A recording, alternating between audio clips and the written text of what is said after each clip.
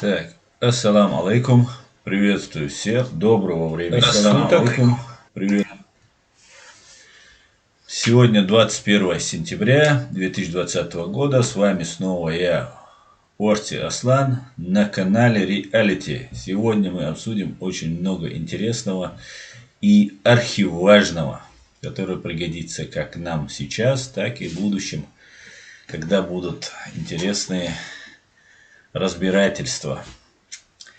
Еще раз всех приветствую. Всем ассаламу алейкум. Волк. Ассаламу алейкум. Хадель чарг ва алейкум ассалам ашвовел аслан. Масу Аллах дал эту бойль. Ценждак гармен лилчун. Дагадол дикуман хоч дойль. Дикнак дол хоч дойль босвег. Волко. Ва алейкум ассалам. Машвовел волк. Дейлер салам машвовел. Амин. Амин. Амин. Деврейс хуйль. Так, Муфара, ва алейкум салам. Хамзат Ипаев, ва алейкум салам.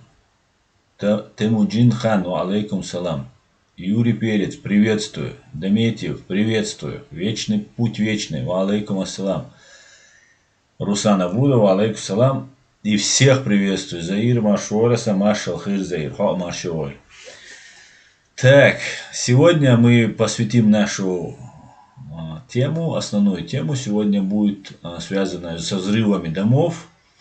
И не только. Потому что в 1999 году, по некоторым данным чуть больше, но пока по предварительному, пока какая информация имеется, на территории России произошло 9 террористических актов, 4 из которых произошли уже осенью, когда эти взрывы домов были.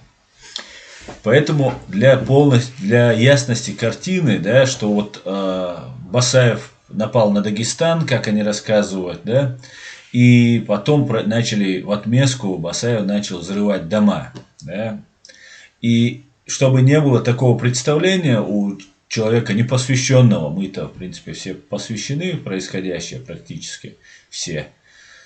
Надо напомнить, что до похода Басаева в Дагестан, до взрывов домов в 1999 году были еще другие взрывы. Днем и ночью по всем каналам. Я буквально вчера смотрел старые новости, ОРТ, НТВ, Россия, там, ну или РТР они тогда назывались. Так вот, там везде чеченский террорист, чеченский бандит, чеченские боевики, короче говоря, и все связано чеченский. Вы сами можете в Ютубе набрать новости какие-нибудь там 2000, 99 года, 2001 года. Вы просто ужаснетесь. Меня кто-то пытается там упрекнуть в том, что я постоянно называю русские террористы, там, русские фашисты и так далее. Посмотрите, что было. Это я все помню. Я как чеченец, это обращалось ко мне тоже.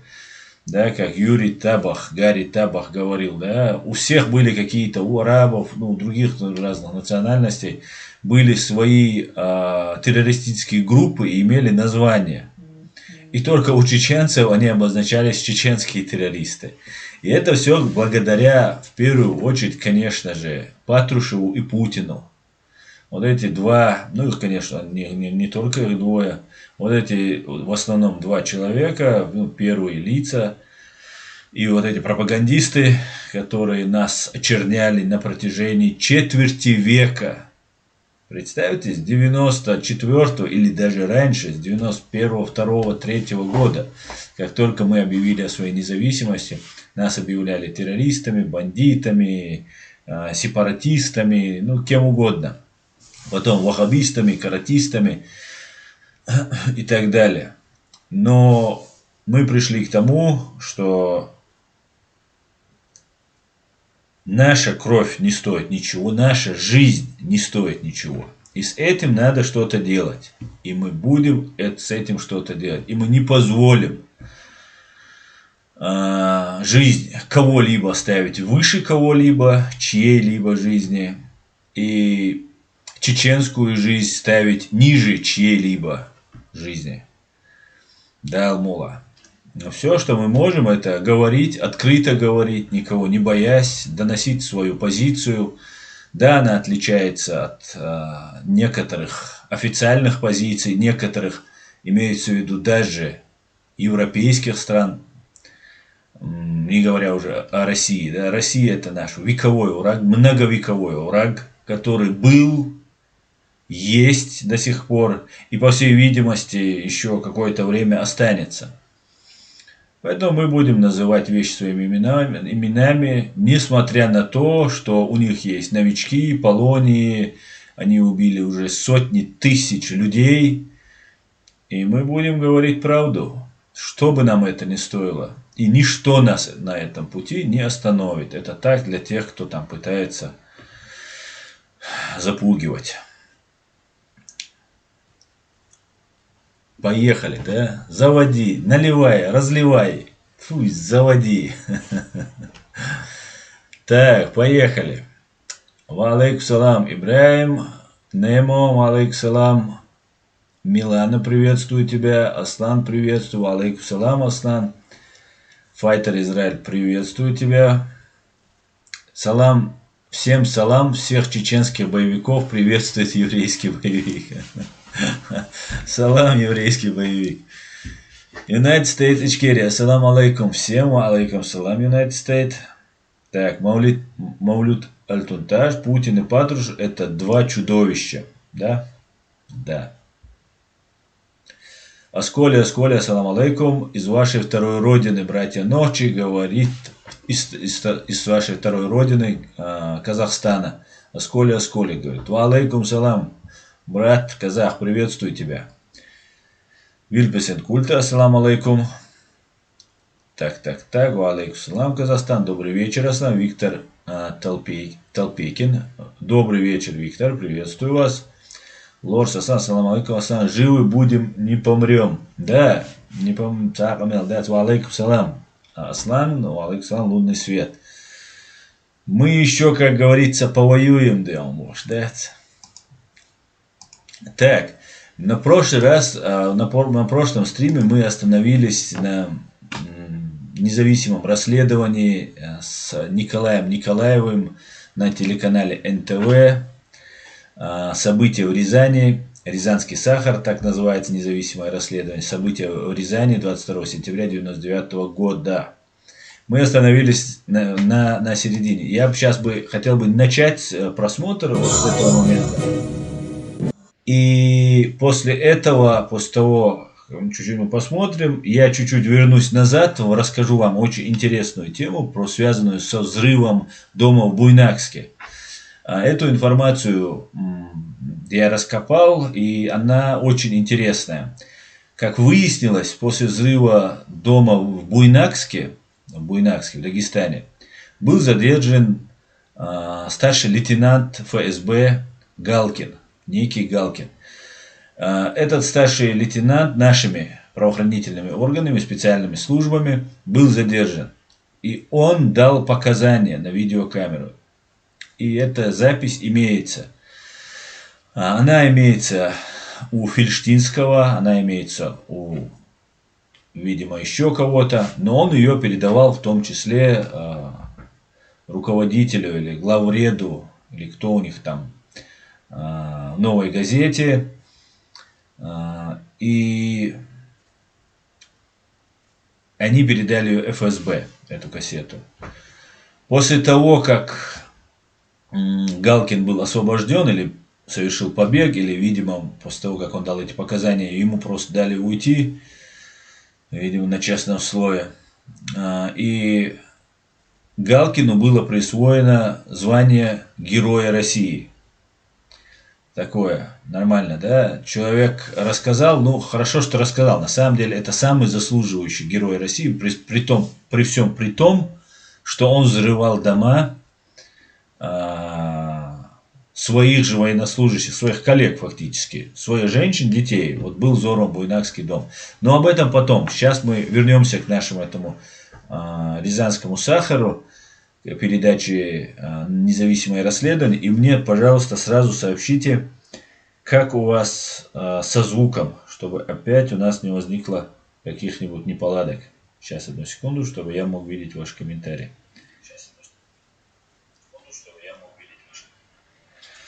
Так, поехали.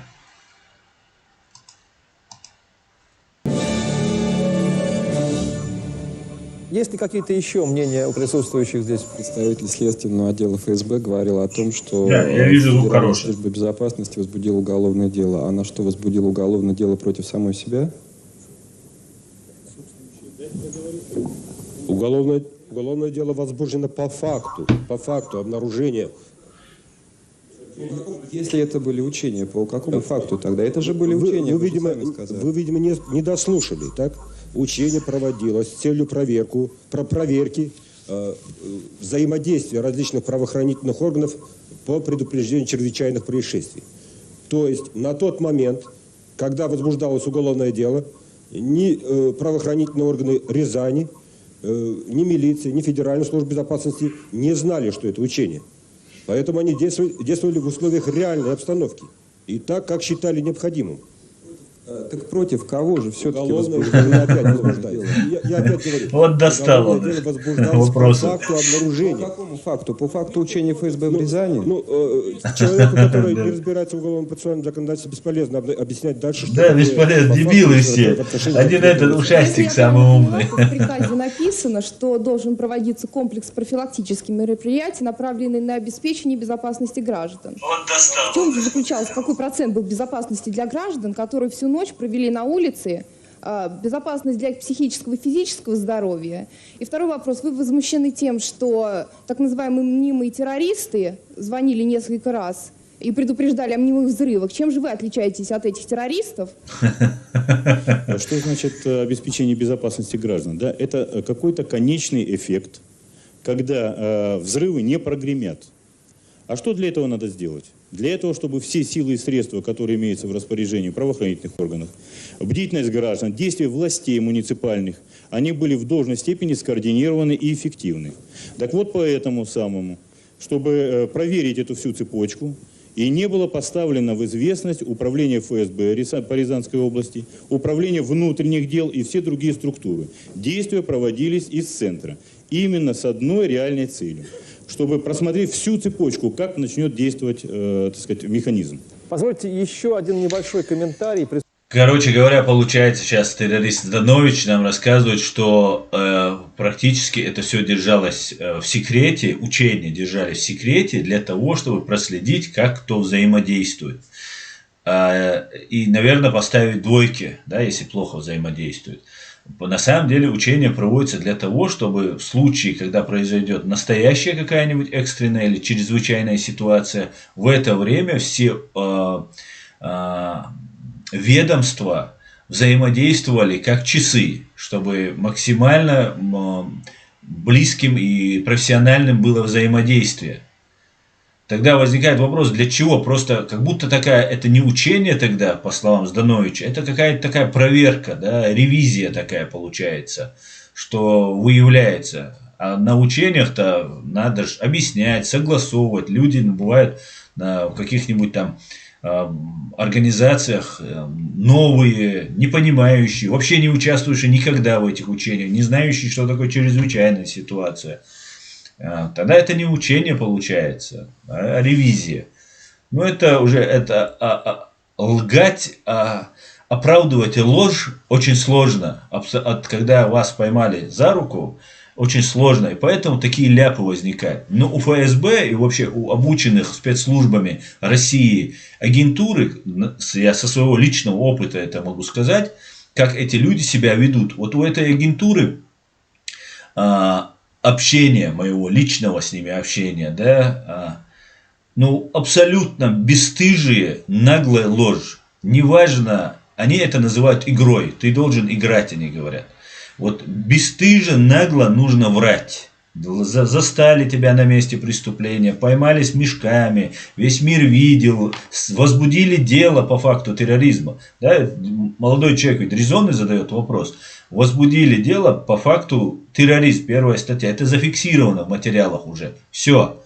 Это уже никуда не делось. Осталось как уже в истории, получается, в деле. И они нам сообщают, что эти учения проводились засекреченно. Ну это же бред. Бред. И русский народ не восстает от этого. Восстанет ли он, если они будут голодать? Нет. Они друг друга будут жрать, но не восстанут. Только внешнее воздействие, абсолютно полное воздействие, полное расшатывание режима КГБ, ФСБ, это не Путин и не Патрушев, это целая система, десятилетняя, вековая, это уже система, которая имеет потомственных стукачей, потомственных агентов, и им абсолютно без разницы, застукают их, узнают о них, потому что они уже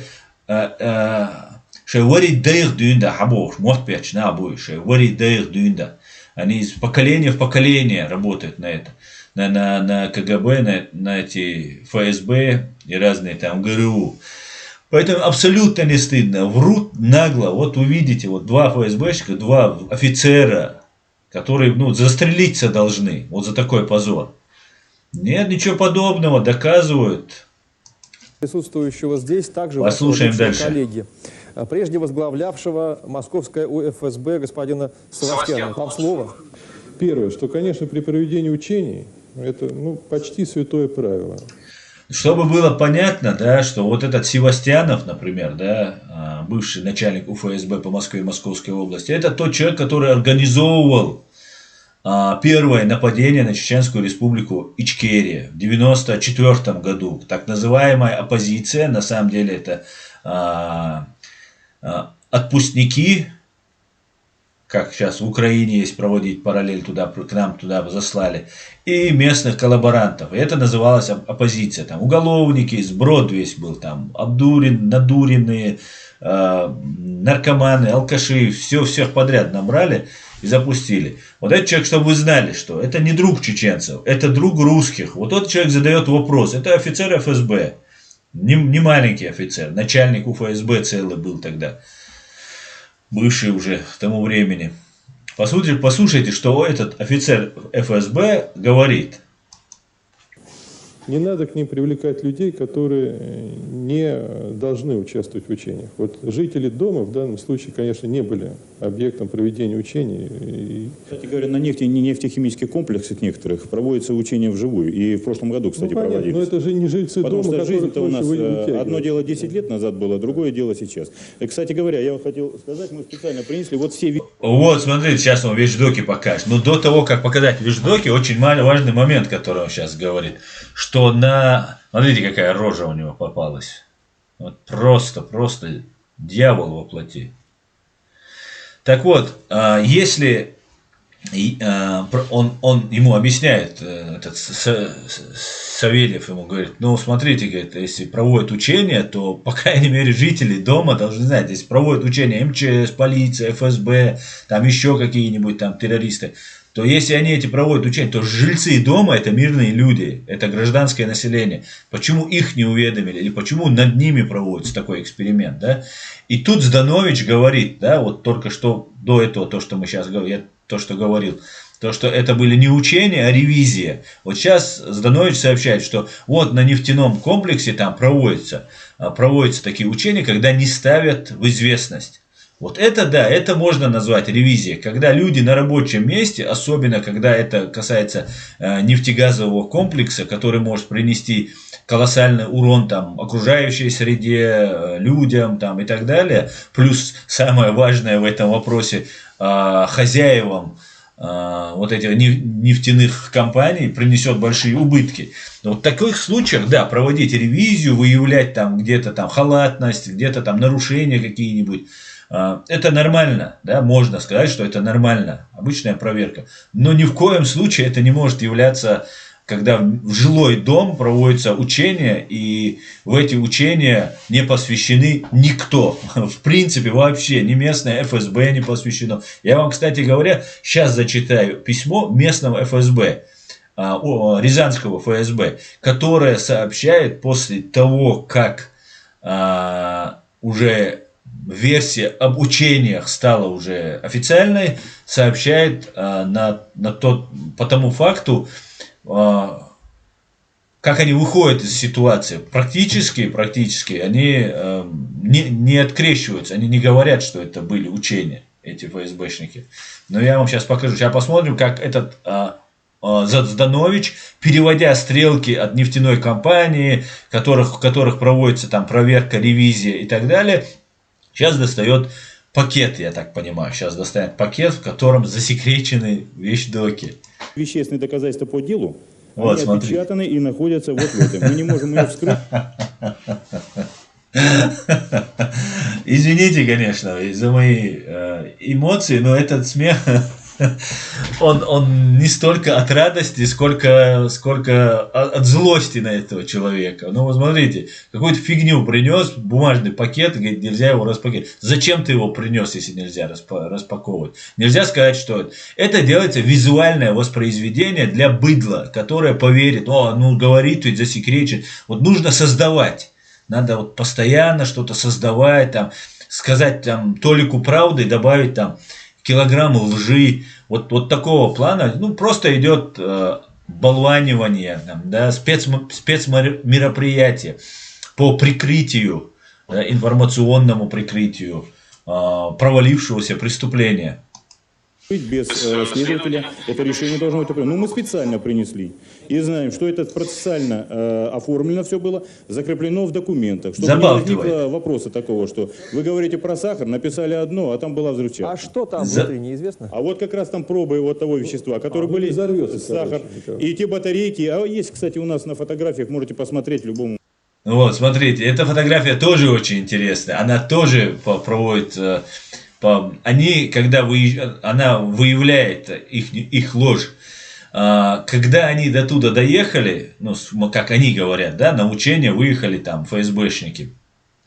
Они должны были приехать в Рязань, купить на рынке мешки с сахаром, купить в охотничьем магазине патрон, часы Casio, проволоки и сделать муляж детонатора и мешки закупить сахаром, да, чтобы как это... гексоген, загрузить их в машину и поехать к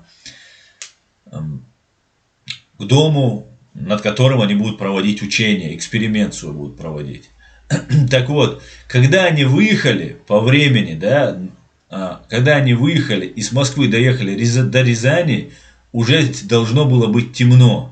И они эту фотографию показывают, что вот эти оперативники, эти террористы, которые ФСБшные как бы оперативники, они приехали и закупали, когда мешки с сахаром, они вели видеофиксацию, да, своих вот этих учений, как бы вели.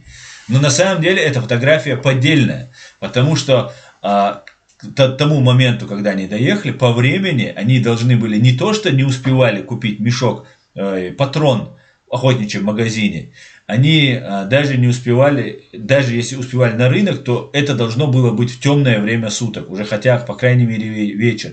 А здесь вот светлое, днем снята фотография. Это тоже потом будет материал отдела. Я это читал и у Фельштинского, по-моему, я это читал, или у Саттера. Мы можем показать. Фотографии можно в любое время сделать. Вот. Все-таки, извините, здесь присутствует... Это тоже забалтывание. Вот это фотографии, вот это создаются такие детали. Создаются маленькие такие детали, на которые вам придется постоянно отвлекаться. Да? Основная тема, что вот есть мешки, есть экспертиза, заключение экспертов, что это взрывчатое вещество. Об этом вообще ни слова. Все, забалтывается. Это были мешки с сахаром. Мы закупали там. У нас, смотрите, по закону засекречено.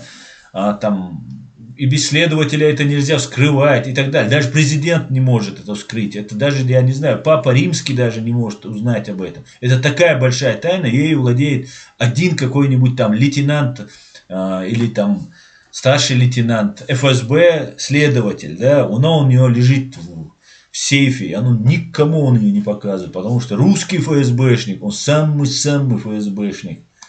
Фотографии, там вот, одет старый, он матерый, он жил в Советском Союзе, он говорит, ты что мне фотографию показываешь, ты, Зданович?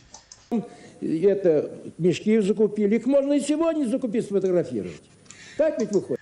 Да, возникает вопрос. До того ФСБ уже эти профессионалы, суперпрофессионалы, были в такой большой панике. И возникает вопрос. Если проводится учение с мешками, да, взрывчатого вещества, наподобие взрывчатых веществ в мешках, то для чего покупаются мешки с сахаром на рынке? Вот вопрос, для чего это делается? Если, ну как будто взрывчатка у террористов, да, проводят учения, она лежит там где-то на рынке, пошел террорист так ее покупает. Наверное, же логично было бы, если бы эти ФСБшники приехали в Рязань, допустим, кто-то ранее привез эту взрывчатку, ну, по логике, да, по учениям. Приезжает ФСБшная группа в Рязань, она не едет на рынок, она идет там где-нибудь в подвал, или в какой-нибудь гараж, или в какую-нибудь там квартиру, дом, складское помещение, где лежат эти мешки, которые для них уже привезли. Они их забирают, кладут к себе в машину и едут уже взрывать дом. Вот так же должно быть.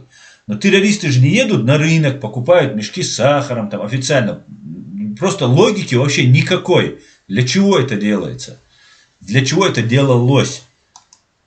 Так это все юридически и документально закреплено в рамках уголовного дела. Учение ли было, там не учение ли было. Люди сейчас страдают, болеют после этого. Знаете, и где эти взять вот лекарства, когда они сейчас дорогие? Где взять денег? Как получилось так, что даже руководство МВД спустя лишь 2 суток в такой курьезной ситуации узнало о том, что это учение? Отличный вопрос. Почему получилась такая задержка во времени?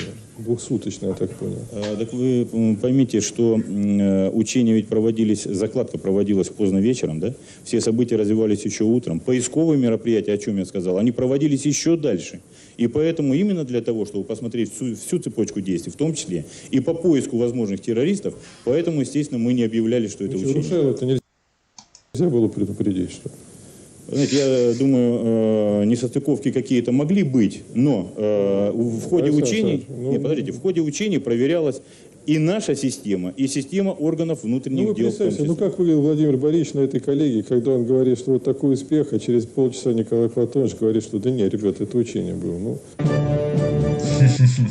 Да, это очень хороший вопрос, конечно, и это полный бред, просто он его загоняет в угол, Здановича, да, хотя бы Патрушева. Конечно, не только Патрушева должны предупредить, если проводится учение. Тем более потом появился документ, в котором стоит подпись Патрушева, да, за это он, кстати говоря, получил Героя России. Стоит подпись Патрушева рядом с подпись Рушайла, рядом с подписью Патрушева о совместных ФСБ и МВД учениях. Ну, что является полным бредом и ерундой полной. Сейчас я бы хотел вам рассказать кое-что другое. Да? Я пока не буду ваши вопросы читать, вы меня извините. Пока посмотрите. Пока я не буду отвечать на ваши эти вопросы, ну, то, что вы мне тут пишете. Просто сперва надо закончить эту тему. Она очень интересная, и мне она кажется очень важной. За время 1999 года было произведено 9 марта 1999 года взрыв на центральном рынке во Владикавказе. 67 человек погибло, более 100 получили ранения. 26 апреля 1999 года, 9 марта 1999 года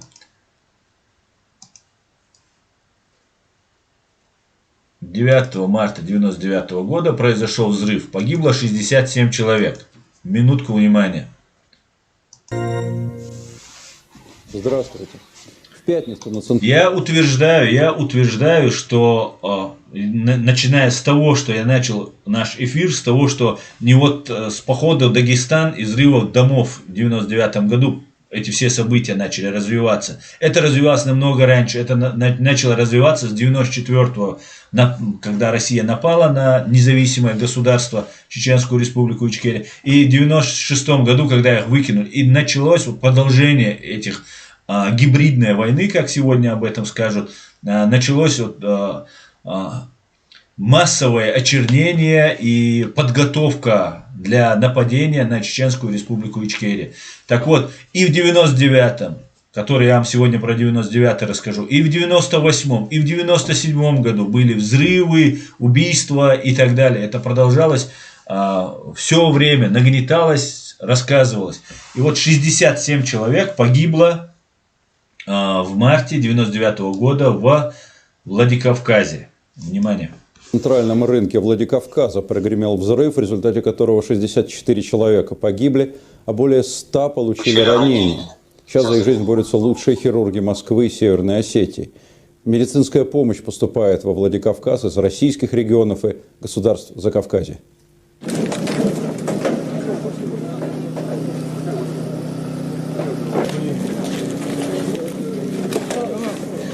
Я не буду эти кадры показывать вам. Это ужас, конечно. Сейчас одну минуту. Ой. Ой. Ужас, ужас просто. Просто месиво людей.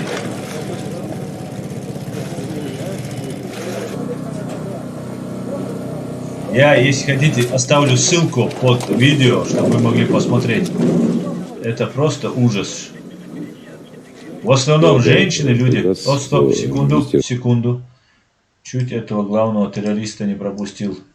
Я его, кстати, не написал. Это очень важный террорист. Он тогда был директором ФСБ. Да, тогда он еще... Министр внутренних дел тогда был Сергей Степашкин. Внутренних дел. Шифровка ушла еще когда я вылетал из Москвы. Сейчас я подтвердил ее. О необходимости тщательной проверки и бдительности во всех регионах Российской Федерации, дабы избежать возможных террористических актов любой направленности и провести комплекс мероприятий, связанных с выявлением различного рода преступных группировок. Это та схема, которая работает всегда при совершении подобного рода преступлений. Первые шаги уже сделаны. То, что можно было делать. Узнаете этого директора ФСБ? Знаете? Вот этот директор ФСБ находится во Владикавказе, где 64 человека, в основном мирные люди, взорваны на рынке. Вот этот бункерная крыса, смотрите. Вот на месте мы уже сделали. Значит, сейчас продолжим. Приехала группа специалистов, взрывотехников, следователи, разыскники. Все будут работать. В Дагестане нашли преступников. Все сидят, здесь тоже найдем. По поводу, кого нашли в Дагестане, это... Нет, тогда еще Буйнакский взрыва нет, когда он об этом говорит. Это про других он говорит. Потому что, когда был Буйнакский, в Каспийский взрыв, он был попозже, в 2001 или 2002 году был, тогда Патрушев сразу взвалил это все на чеченских сепаратистов, и потом выяснилось, та же ситуация произошла, или 2001 это год был, тогда это та же ситуация, как за взрывами 99 году в Москве с домами произошло, когда на параде погибло 12 детей, там 40 с чем-то человек было погибших, 42, по-моему, и из них 12 детей было. На параде Каспийский взорвали мину, МОН-10, что ли она называлась, взорвали. И следующий, при попытке другого парада или другого какого-то большого скопления людей, были задержаны люди, и они оказались сотрудниками, и Патрушев позвонил и сказал, что это учение. Об этом я тоже, если успею, сегодня расскажу. Сейчас посадим. Президент России Борис Ельцин выразил самые глубокие соболезнования родным и близким погибших. Сегодня в 7 населенных пунктах Северной Осетии состоялись похороны 21 человека из тех, кто погиб в пятницу. Траурные церемонии проходили при большом стечении народа. В связи с трагическими событиями во Владикавказе и поселке Михайловске Вологодской области, где при пожаре в больнице погибли более 2 десятков человек, сегодня, 21 марта, воскресенье, указом президента страны объявлен день траура. Давайте вот перед гробом друг другу пообещаем, что будем все, каждый на своем месте, честными, требовательными, поддерживать друг друга Сегодня горестный день преступления, побывали у гробов. Вас я благодарю за выдержку и понимание.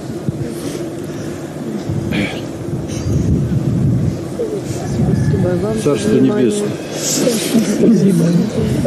Спасибо вам за внимание.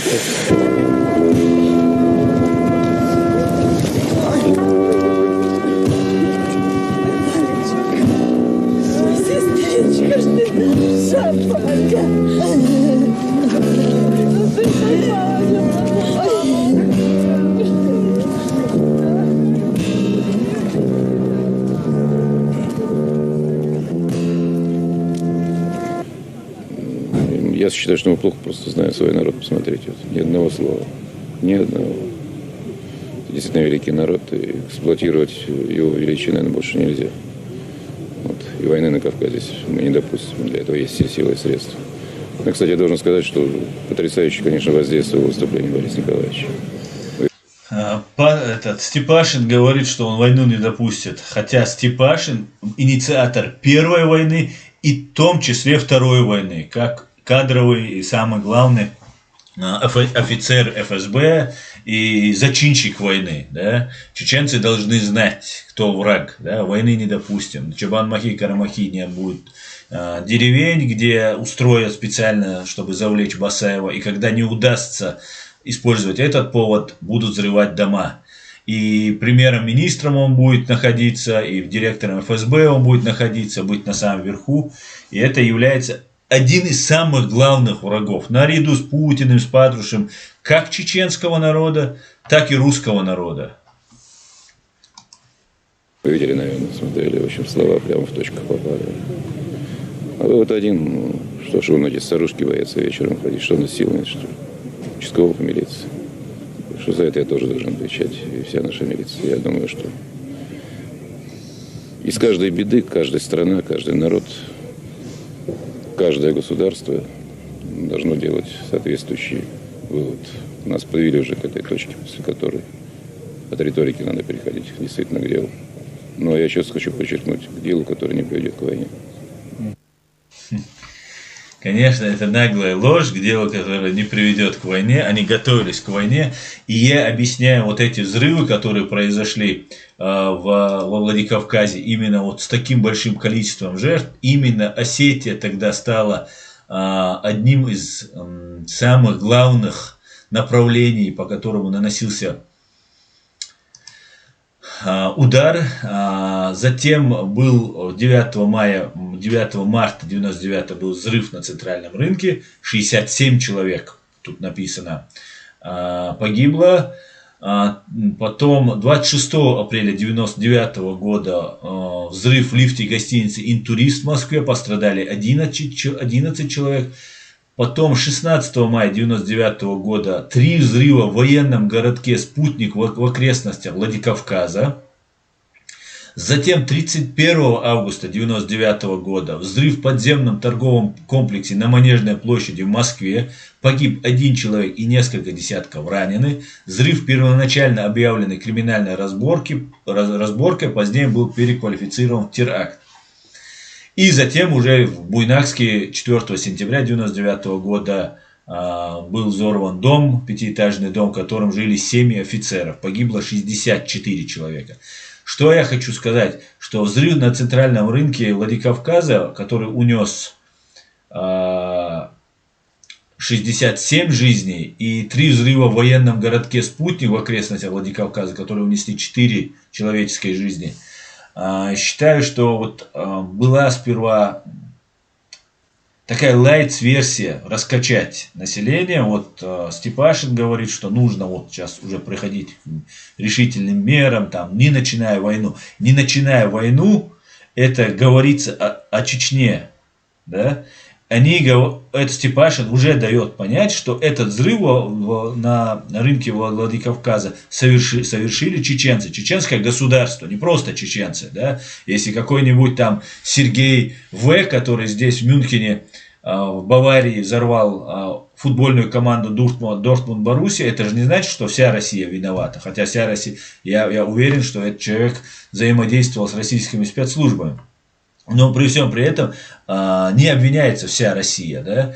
Но тут же уже потихоньку дается понять, даже если это был чеченец, который взорвал этот рынок 9 марта 1999 года в Владикавказе, то это делает чеченец, и что вот мы избегаем войны. Вопрос новой войны уже начинает подниматься Степашин. Это очень хитрые и мерзкие люди, которые должны быть наказаны. Как был наказан и осужден нацизм, как были все, кто вокруг Гитлера были, наказаны и осуждены, которых удалось достать. Вот этот процесс должен произойти. И без этого никто никак не исправит ситуацию. Рассчитывать на русских, которые вот взрывали и они молчали, на осетин в том числе, да, я об этом говорил, осетины, это вам благодарность от России. Вас взрывали. Я абсолютно убежден, что это были ФСБшники, что это делалось по заказу, как это было в Беслане, точно так же происходили взрывы и в Владикавказе. Если помните, Владимир Ходов, брат Валерия Ходова, рассказывал, что для того, чтобы войти в доверие к Басаеву, ему ФСБшники разрешили сделать помогли сделать 2 теракта в Осетии, во Владикавказе. Поэтому, это были не мирные граждане, военнослужащих он атаковал, а в основном мирных граждан, не в основном, подавляющее большинство мирных граждан атаковали именно по приказу, по общему плану действия, нагнетания обстановки, запугивания российского населения, народа Российской Федерации, и для того, чтобы уже начать войну против Чечни, которая вот за 2 года, пока говорит, вот сейчас он рассказывает, Степашин, за 2 года до этого подписан договор о мире и принципах взаимоотношений между 2 президентами на государственном уровне в Москве. Не Хасавюртовское соглашение, а после Хасавюртовского то, что было. И вот они пытаются сейчас уже потихоньку отойти. Они подготавливают почву, как говорится, для нападения на Чечню. Так, давайте вернемся к нашему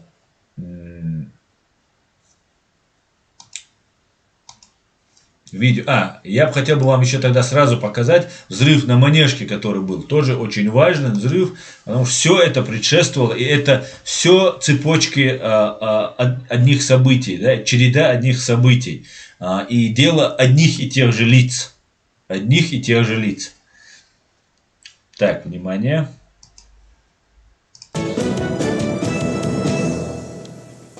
Он собрал десятки бригад скорой помощи, спасателей, пожарных и, естественно, сотрудников правоохранительных органов. Сейчас на прямой связи с нашей студией корреспондент Николай Николаев, который находится на месте события. Николай, прежде всего, есть ли более или менее точные сведения о пострадавших? Должен сказать, что здесь, на Манежной площади в Москве, возле торгового центра, сегодня около 9 часов прогремел страшный взрыв. По предварительным данным, было заказано около 20 машин скорых помощи. Но пока сейчас известно следующее, что доставили в больницы около 13 человек. Причем пока, на вот этот час, пока есть информация, что все живы. Данных о том, что за адская машина здесь взорвалась, пока тоже нет. Известно лишь то, что все это случилось в зале игровых автоматов. Это находится на -3 этаже, то есть это под землей, комната номер 324. Вот пока все, что известно. Ожидается приезд мэра столицы Лужкова. И у нас в кадре сейчас очевидец этих событий Надар, который присутствовал в тот самый момент, когда взорвалась адская машина. Надар, будьте добры, скажите, пожалуйста, как все это происходило и что вы заметили тогда? Был слышно хлопок и пошел дым. И был паника, народ побежал, конечно, к выходу против стороны. Я в этот момент побежал внутри, нас было 3, оказать помощь потерпевшим. Мы искали, конечно, дети. Игра в автомате, помощь не разрушена. Обвалился потолок. Начался пожар? Нет, пожар не был, потому что сработали противопожарные сигнализации. Пожар не был, был дым. был дым. Ну, вы видели большое количество раненых? Раненых, сильно раненых было около 3 человек, которые меня на носилках вынесли. Двоих супругов, они иностранцы. Раненый был, но жертва внутри не был. Скажите, это было взрывное устройство? Знаете, это не могу сказать, что это был. Были серьезные разрушения? Да, разрушения серьезные. Что конкретно было разрушено? Ну, все игровые автоматы разрушены, перевернуты было. Обвалился потолок. Татар. Верховный Совет примет декларацию о незаконном... Я не знаю, зачем он там детей только искал в игровых автоматах, но это было очень удобно. Зайти в игровой, положить там сумку и выйти, и произойдет взрыв. Вот для того, чтобы понимали, какие события происходили, предшествовали. И все это сопровождалось в 1999 году некоторыми заявлениями, провокациями, непонятными звонками, непонятными заявлениями, в том числе там Салман Радуев заявлял, другие люди заявляли. Такое нагнетание обстановки было, что казалось, что вот всем казалось, уже было доведено до такого состояния, что вот надо эту Чечню разбомбить. Просто вот, потому что там все террористы, детей, женщин, всех надо уничтожить, потому что вот эти люди уже так и достали днем и ночью. Днем чеченский след, чеченский террорист, чеченский бандит, туда, ну и так далее, и так далее, и так далее. И я это все прекрасно помню. Давайте перейдем к нашему фильму. Хотелось бы закончить, но просто это будет очень долго. И хочется отвечать на ваши вопросы.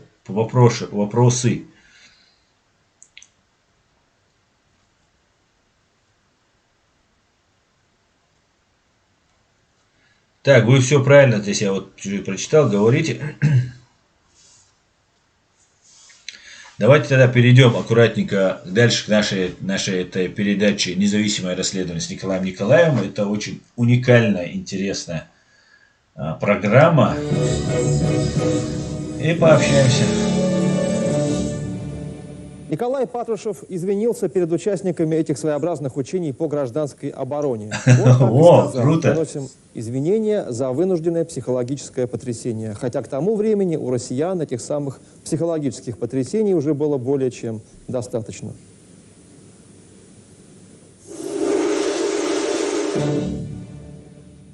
Москва. Торговый комплекс «Охотный ряд». 31 августа 1999 года. Взрывом разносит зал игровых автоматов. Ранено более 40 человек, среди них дети. Всего 3 дня спустя в результате взрыва жилого дома в Буйнакске гибнет 64 человека.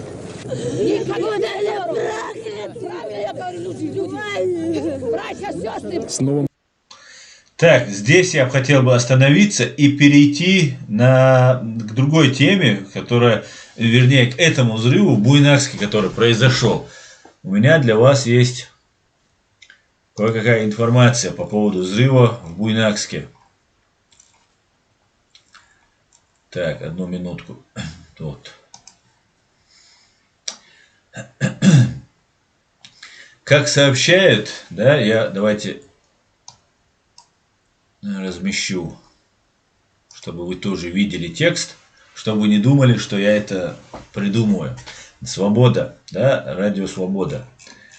Юрий Фельштинский против Юрия Латыниной. 3 октября 2009 года, чтобы было понятно, о чем речь. Вот смотрите.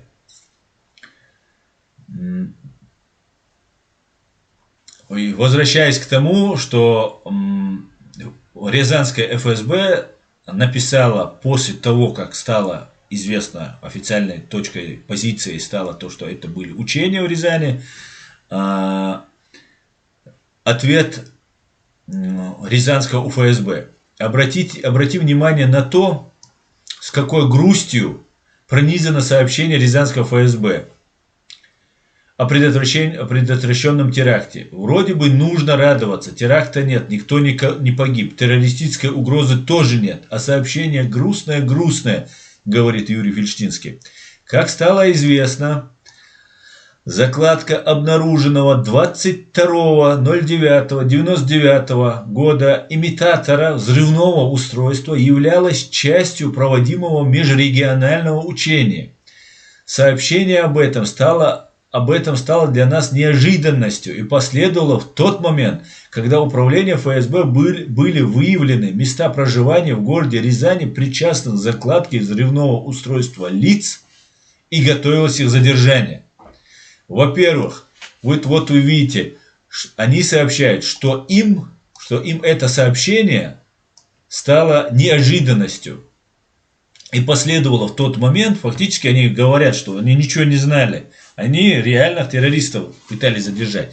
Единственное, есть момент один. Не знаю, насколько он достоверен или нет, но исходить из того, что по одним данным все-таки эти два террориста были задержаны, но потом отпущены. По другим данным, вот то, что ФСБ сейчас сообщает, это тоже уже официальная позиция тогда получается, версия получается, что они их хотели задержать, и вот им было в тот момент, когда управление ФСБ были выявлены места проживания в городе Рязани причастных к закладке взрывного устройства лиц и готовилось их задержание. Это стало возможным благодаря бдительности и помощи многих жителей города Рязани, взаимодействию с органами внутренних дел, профессионализму наших сотрудников. Благодарим всех, кто содействовал нам в этой работе. Мы и впредь будем делать все возможное, чтобы обеспечить безопасность рязанцев. Сказали, нагло солгали ФСБшники Рязани, потому что взрыв в Рязани был предотвращен не ФСБ, не МВД, ни кем-либо другим, кроме самих жителей этого дома. Да, житель обратил внимание и вызвал полицию. После этого МВД приняло участие и рассекретило. И ФСБ занялось прикрытием. Например, начальник ФСБ Сергеев, который сидел в студии только что, вот мы смотрели передачу на НТВ, этот Сергеев просто нагло соврал. Хотя он же утверждал жителям дома в Рязани, что вы родились в рубашке, это ваш новый сегодня день рождения. Так, теперь мы идем дальше. Это тот самый патрон, вы можете видеть тот самый патрон, который называется якобы не настоящим, муляжом, да, не настоящим, капсуль настоящий. И вот эксперты уточняют, что, скорее всего, патрон является настоящим. Так, вот тут по поводу взрыва в Каспийске, это мы оставим. Сейчас я вам хотел показать, вот он, этот Галкин. В 1999 году, в ноябре, был пленен сотрудник ФСБ Галкин. Так вот, этот Галкин дал показания, я вам сейчас их зачитаю. Наши чеченские его спецслужбы задержали. Смотрите, краткое содержание пленки, это рассказывает Юрий Фельштинский. 8 ноября 1999 года плененный чеченскими боевиками старший лейтенант Галкин дал под видеозапись следующие показания. Я даю сжатые выдержки, говорит Фельштинский. Я бы хотел напомнить уважаемому Юрию Фельштинскому, на самом деле уважаемому мной Юрию Фельштинскому. Как может быть, уважаемый Юрий, пленены боевики, которые пленившие Галкина, быть боевиками? Боевики — это вооруженный бандит. Вооруженный бандит не будет задерживать террориста. Бандит, он зарабатывает деньги, ему до террористов нет дела. Он мог бы там упакованного кого-нибудь кассира взять, но никогда террориста, сотрудника иностранной разведки, да, который на своей территории, в своей стране, в Дагестане, взорвал дом. Поэтому мы не бандиты, и не террористы, и не боевики, уважаемый Юрий Фельштинский. Краткое содержание пленки. Так, за подрыв здания в Москве, в Волгодонске ответственны спецслужбы России, ФСБ, совместно с Главным разведывательным управлением. Это все Галкин сообщает. Старший лейтенант ФСБ Галкин, сейчас узнаем, кто он. Разведывательное управление. Подрыв зданий в Буйнакске — это дело рук сотрудников нашей группы, которая в это время находилась в командировке в Дагестане. Мы были изначально отправлены в командировку распоряжением начальника Главного разведывательного управления Вооруженных сил Российской Федерации. Это генерал-полковник Корабельников, начальник Главного разведывательного управления и начальник 14-го управления Главного разведывательного управления генерал-лейтенант Костечко. Лично наше подразделение к взрывам в Москве отношения не имеет, так как в то время мы находились в Дагестане. Сотрудниками нашего подразделения численностью 12 человек, которые находились в это время в Дагестане, был произведен взрыв дома в Буйнакске. И эту запись Фельштинский передал Муратову. Это главный редактор «Новой газеты», который передал ФСБ. И после этого у ФСБ началась паника, да, они начали выявлять. И этот Галкин был награжден звездой героя за то, что вот, ну, как бы, вроде бы должно быть под пытками. Он должен был это сказать, видимо, оговорил себя, он, наверное, его вынудили дать другую информацию. Хотелось бы дальше зачитать то, что говорит Фельштинский. Началась паника, забегали генералы, зазвенели телефоны, ФСБ вызвали на ковер ГРУ, которая, оказывается, не сообщила ФСБ о существовании записи. Значит, Галкин это ГРУшник. О существовании записи и о факте пленения. ГРУ стали оправдываться. Со страху привезли в Останкино в студию «Человек и закон», давным-давно бежавшего из чеченского плена Галкина, чтобы он сам выкручивался. Не растерявшийся Мурадов записал с Галкиным новое подробное интервью. И в суматохе никто, слышите, Латынина, никто, ни замы Патрушева по ФСБ, ни генералы ГРУ, ни даже Галкин не сказал Муратову, что показания не соответствуют действительности, что они выбиты пытками, что им нельзя верить. Только после этого Муратов опубликовал никем не опровергнутую запись. То есть Галкина не пытали, Галкин не говорил об этом, что его пытали. И я в это охотно верю, что этот человек просто когда попал в плен, он подумал, что вот я сейчас все это расскажу, и меня пожалеют и не будут расстреливать. Но так получилось, что Галкина отпустили. И его на самом деле никто не расстрелял. И я уверен, что у наших властей, у нашей стороны, у наших спецслужб такая же запись должна иметься. Потому что это очень важная запись. Так. Давайте перейдем к нашему основному фильму «Независимое расследование». Москва, 9 сентября. В полночь разрушен взрывом дом номер 19 на улице Гурьянова. Поиск погребенных заживо продолжается всю ночь. 10 человек некоторое время числятся пропавшими без вести. Мне сестра не живет. Но я с дачи приехал. Не знаю, хрена нет. А подъезд нету.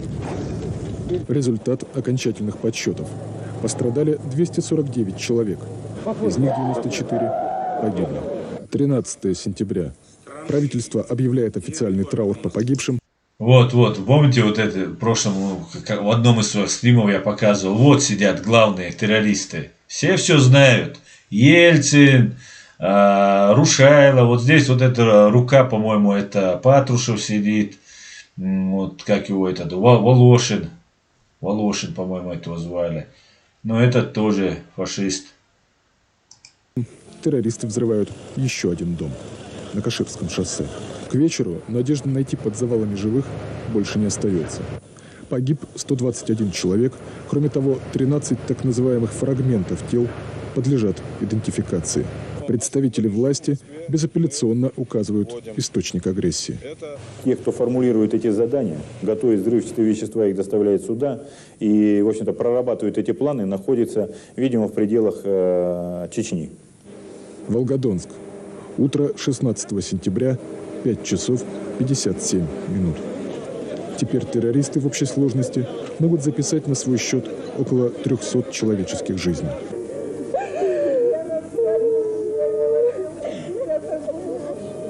Портреты диверсионной группы есть у каждого постового. Они расклеены на фонарных столбах, в троллейбусах, в магазинах. Однако мобилизация всего аппарата МВД и ФСБ России словно не касается неуловимых диверсантов. Как ни странно, они даже не считают нужным изменить уже всем известную схему. Волна терроризма остановилась почему-то именно после инцидента в Рязани. Вот, внимание! Именно 22 сентября, когда взрывы домов когда в Рязани были задержаны, установлены эти КГБшники, взрывы прекратились вообще на территории России.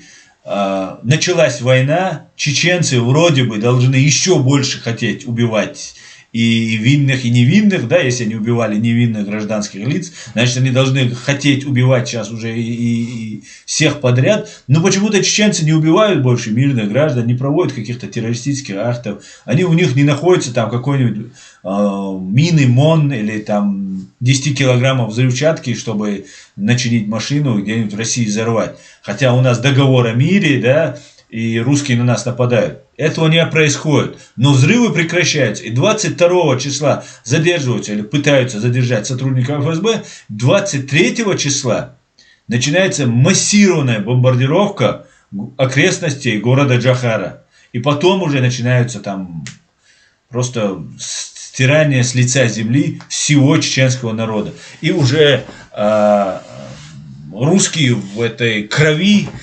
опьяненные вот этой своей властью над жизнью, начинают убивать, топить людей в крови. Я не знаю, как это можно кому-то когда-либо простить. Я этого никогда не прощу. Я никогда не признаю чеченца или гражданина Чеченской Республики Ичкерия, который простит этот геноцид, который над нами сделали, незаконно, несправедливо, подло, вероломно обвинив нас в взрыве, убийстве своих же людей, мирных причем. Нападение не на какую-нибудь пограничную заставу было, а убийство мирных граждан. И после того, как в Осетии не удалось поднять массы, потому что какие бы осетины не были верные России, как бы они не исповедовали религию, там не были бы они христианами, православными и так далее, они всегда для русских будут кавказцами и чернооками, да, если мягко выразиться, и черномазами, черными и так далее. И русские не поднялись, и тогда были вынуждены на протяжении всего этого времени взрывать, нагнетать обстановку. И вот вы вынудили Басаева пойти в Дагестан. И это не помогло. И вот когда поняли, что Масхадов, Чеченская Республика открещивается, Америка, Запад не признает Чечню агрессором против России, тогда они просто были вынуждены начать реализовывать план «Б». Взрывы домов уже по-крупному и в Москве. И начали с с Буйнакска, чтобы связать с Басаевым, 2 в Москве, чтобы привлечь общественное внимание, поднять русские массы. В Волгодонске, где находится атомная электростанция, об этом я говорил, писал, для того, чтобы Запад испугался, потому что она самая ближняя к Европе находится. Да? И это очень хороший такой способ воздействовать на умы таких полудемократов, да, в Европе, которые притворяются честными, порядочными людьми. И потом уже в Рязани, где находится ВДВ, все вот эти военные, которые непосредственно начнут убивать. Ну вот, несмотря на то, что в Рязани были задержаны, несмотря на это, русские военные пошли убивать чеченцев. Вот какая ненависть. Они готовы убивать нас даже ценой, убивая своих женщин и детей. Вот как они нас ненавидят. С ними жить в одной стране? Да никогда. Я боюсь сглазить, и простите меня, может быть, за резкий вопрос, но почему стихла волна террора в России? Ведь настоящие террористы до сих пор не найдены. Как вы считаете? Волна терроризма, по моему мнению, стихла сейчас потому, что каким-то политическим силам в нашей стране она уже больше не нужна. Вот так. Близится к концу война в Чечне, президентские выборы наступают. Так что как бы терроризм, по-моему, в этой ситуации как бы отыграл свою роль. Я очень боюсь, что сейчас кое-кто может попытаться убедить Салмана Радуева, чтобы он взял на себя всю вину, так сказать, на все взрывы, и потом это покрыть мраком секретности. Я тоже сам бывший военный. Уволился в должности вот начальника штаба отдельной воинской части. Учений за 28 с лишним лет службы провел, вы знаете сколько? И вот то, что здесь вот рассказывают солидные люди, генералы, про эти учения, вы понимаете, ну уши вянут, слушай. И сейчас никто не поверит вам, ни этому вот пакету запечатанному, ни этим самым папочкам, вот вы бумажки, экспертизам, никто вам не поверит. Пожалуйста, потому что сейчас... вы изначально начали не с этого. А уже как снежный ком весь покатился все это, вы уже отступить в другую сторону не можете. Вот если бы вы сразу сказали, да, обезвредили, да, нашли взрывчатку, ищем виновных, ну не нашли, сколько мы, вот, не находим, понимаете, ну не нашли, слава героям бы было. Вы, как человек бывший военный, вы проводили, наверное, военные учения. Еще раз повторяю, у нас специальная служба. И в этой службе используются специальные силы и средства на основании закона об оперативно-розыскной деятельности. О чем вы не знаете, и знать, кроме того, что написано в законе о тактических приемах, не должны, поскольку они составляют государственную тайну.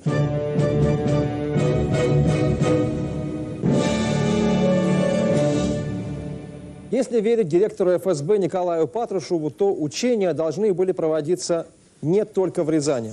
Давайте послушаем его заявление на этот счет. Это учение проводилось не только в Рязани. Надо в чести рязанских правоохранительных органов и населения сказать, что они отреагировали. Я считаю, что учения должны быть приближенными к тому, что происходит в жизни. Потому что иначе мы ничего не найдем и нигде не отреагируем, ни на что.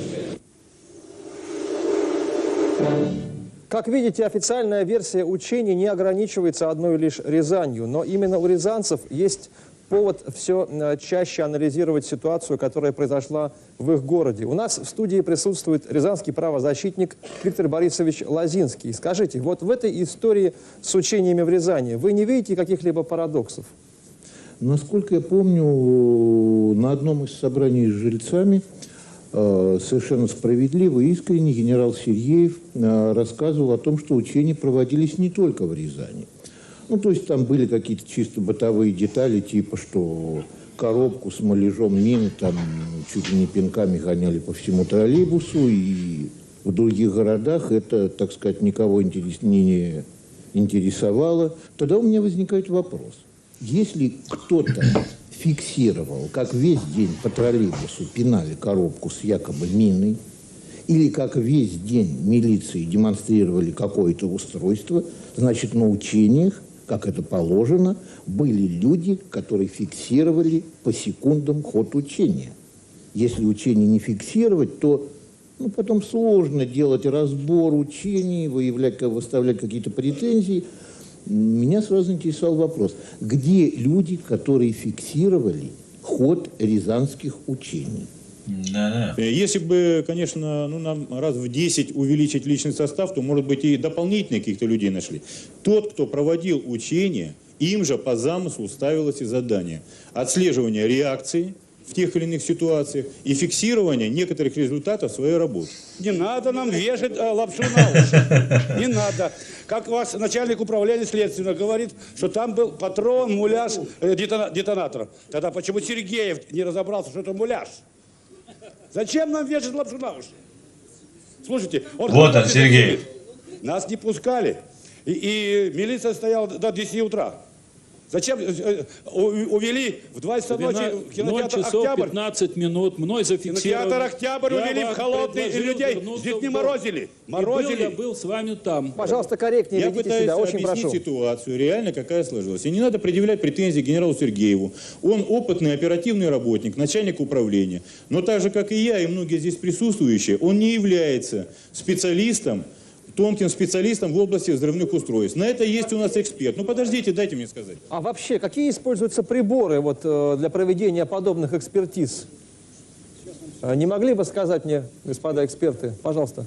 Они ссылались на приборы М02, это газоанализатор паров взрывчатых веществ, но, как потом показало разбирательство, на самом деле этот прибор ими не использовался. Вот что касается этого самого газового анализатора. Генерал-майор Сергеев, начальник ФСБ Рязанской области, утверждал, что тогда на месте взрывотехники проводили очень своеобразную экспертизу, пробуя содержимое мешков чуть ли не на язык. Давайте послушаем. Срочно нужно было провести экспресс-анализ. На улице, сыро, грязно. распороли мешки, достали образцы, взяли чемодан, в котором находится все оборудование наших саперов. И на полу вот так положили его, насыпали на крышку чемодана сахар и потерли. Сергеев, офицер. Только, уже ясно, конечно, на ваших глазах, вот человек просто предал рязанцев, которых он должен был защищать, и русских, которых он должен был защищать. И вот сегодня мы пришли к той ситуации, когда сумасшедший дед сидит в подвале, в бункере, травит людей всех там коронавирусом, применяет биологическое оружие, то есть, и убивает людей, и сидит и трясется, как банный лист, или как осиновый лист. Специальные такие, будем бумажки, которые реагируют на нахождение паров. И потом брызгают таким баллончиком, и они меняют цвет. Как знаете, в школе лакмусовая бумажка, так примерно принцип такой. Значит, есть признаки паров гексогена, приняли к своему производству. А потом оказалось в том, что с этим чемоданом они с 95-го года на все учения, на все разминирования, которые у нас здесь происходили, и я думаю, что и в Чечню они, наверное, с собой в свое время брали туда так. Вот. На нем крышка чемодана оказалась загрязнена парами гексогена. И они как раз и дали. Не сахар дал, а крышка чемодана дала. Вот бесстыжий, наглый лжец просто бесстыжий. Его вообще, этот аппарат, который нужно промывать, они говорят, его вообще нельзя промывать. Вопрос к присутствующим здесь специалистам-взрывотехникам. Все-таки скажите, газоанализатор можно заменить лакмусовой бумажкой? Это вопрос первый. И вопрос второй. Может ли этот прибор перепутать сахар с гексогеном? В первую очередь, те люди, которые видели гексоген хоть раз в жизни, конечно, никогда его с сахаром не спутают. Просто если взять пробу на язык, так это выяснится в течение 2 секунд, наверное. А газовый анализатор мог бы, допустим, ошибиться и перепутать сахар с гексогеном все-таки? Если только сослаться на то, что где-то он был так сильно испачкан. В процессе подготовки пробы, если действительно у них была эта стеклянная пластинка загрязнена гексогеном, хотя откуда он у них мог взяться. То есть вы допускаете ошибку анализатора? Да вряд ли. Нет, не допускаю. Товарищ сказал, что даже на язык в течение секунды можно определить сахар или взрывчатка. Зачем нам продолжает ФСБ что-то навязывать свое? Слушайте, как-то... вы же специалисты. И, понимаете, дали просечку. Специалисты. Простите, понимаете, дали просечку, говорит. Сделано много исследований. Эти данные вам прочитали сейчас. Какие исследования? До вечера 23-го, если мы говорим, что нет, это не взрывчатка, что это учение, и определяем, что это не взрывчатка, а нам говорят 23-го, что на всю Россию, что дом хотели взорвать, 24-го говорят, что дом хотели взорвать, и только 25-го, когда опомнились, что-то обговорили, выработали план действий, говорят учения. Слушайте, почему? Все исследовали до конца, поэтому потом вам объявили. Почему? Пожалуйста. Я эти видел мешки буквально в 3 метрах, когда они лежали. Они напоминали, я не знаю, может, не гексоген, что там такое. Было желтоватого цвета, во-первых. И такой мелкий, как, скажем, вермишель, такой порез какие-то. Это гражданин Картофелька, это тот человек, который обнаружил эти мешки. И мне кажется, он чеченец, засланный. Тут такие шутка. Так называют. Вот я отсюда сейчас вижу, там, мука отсюда видно, мука. Там что-то такое были, какие-то гранулы желтоватого цвета. Давайте мы исходить будем из факта, о котором нам сказали, что в мешках был сахар. И выясняется, что ни эксперты ФСБ, ни эксперты МВД сходу не могут понять, что перед ними сахар. Так что ли? У меня возникает ощущение какого-то абсурда. И мне бы хотелось задать вопрос следователю. Вы проводили, скажем, опрос свидетелей на предмет установления факта, что это тот же материал, который они видели на месте взрыва? Тут говорят о том, что был какой-то желтый, типа там сеченый вермишели, а у вас сахар. Насколько я понимаю, немножко различаются они. Я хочу сказать, сахар производства Курской области, сахар производства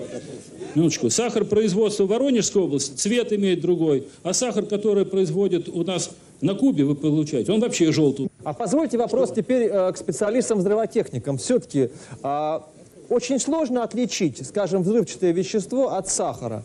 И сколько на это необходимо времени? Прошло уже полгода. Вот этого срока недостаточно? Этого срока, конечно же, достаточно, потому что если стоит вопрос именно о идентификации сахара и взрывчатого вещества, повторяю, то это вообще почти никакого времени не требуется. Сахаром очень ни одно взрывчатое вещество сладким не является.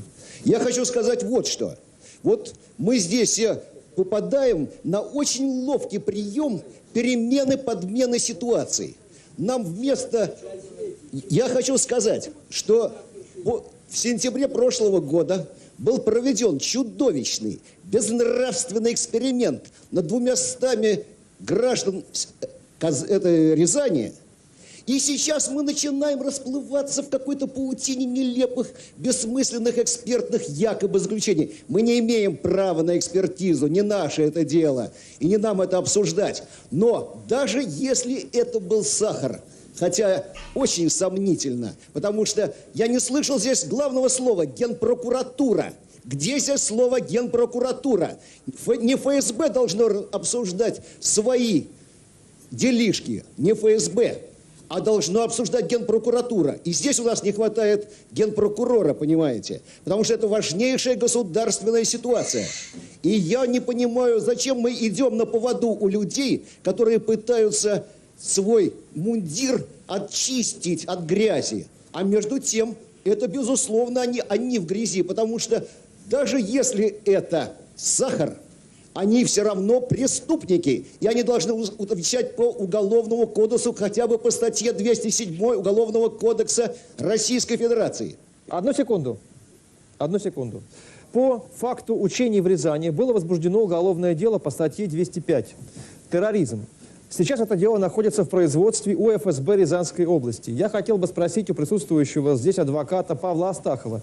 Здесь нет юридического парадокса, когда ФСБ действует против ФСБ. А может быть, имело бы смысл это дело передать в руки другого ведомства? Сегодня у нас...